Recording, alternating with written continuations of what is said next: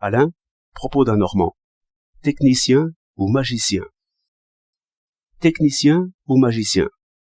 La différence entre les deux espèces d'hommes se montre jusque dans les détails du caractère, et même du costume. Le gilet et la cravate du technicien sont un défi à tous les magiciens de la Terre, car pour l'un, il est ridicule de se soumettre à la mode, mais pour l'autre, il est scandaleux de mépriser la mode. Le technicien s'habille mal et mange bien, l'autre au contraire. Le vice de l'un, c'est le cynisme, et le vice de l'autre, c'est l'hypocrisie. Le magicien sait louer et veut être loué, mais l'autre n'aime pas tant les éloges, et, s'il approuve, il est bref, comme par une pudeur. C'est par ce trait que l'on distingue le mieux les deux espèces, dans la première jeunesse, car pour l'un, c'est assez d'avoir compris, c'est une force réelle, qui ne dépend point de ce qu'on en pensera, au lieu que l'autre veut surtout qu'on le sache, et il ne s'instruit que pour être admiré. Les malheurs si ordinaires des vrais inventeurs viennent de cette profonde indifférence à l'opinion, et aussi d'une réelle modestie. Le véritable technicien ne croit point tant au génie, cette vue claire qu'il a des mécaniques, et en général des actions et réactions matérielles, lui semble naturelle et facile. Il ne comprend même pas qu'on puisse compter mal, ou mal ajuster des pièces, pourvu que l'on fasse attention. Enfin, il ne s'adore point, et ne pense pas à se faire adorer, ce qui fait dire qu'il n'est qu'un enfant.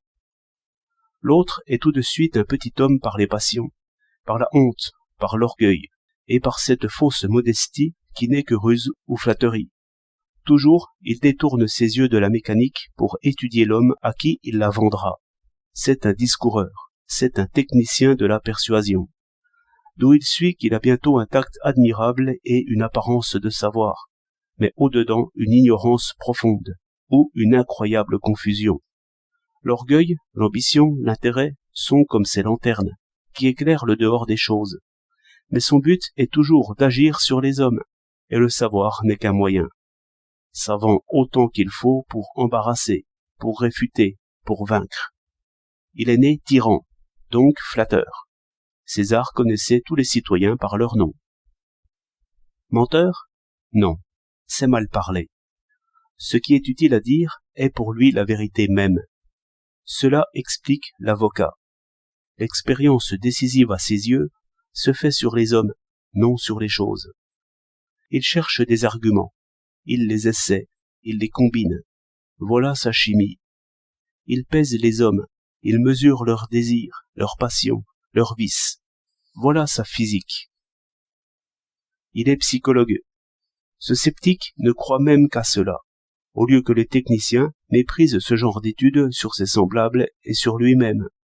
Par cette discrétion, il arrive à l'égalité, et même à l'optimisme, parce qu'il met en œuvre ce que chacun a de mieux. L'autre devient misanthrope par ses échecs, et encore plus par ses succès. 4 mars 1914.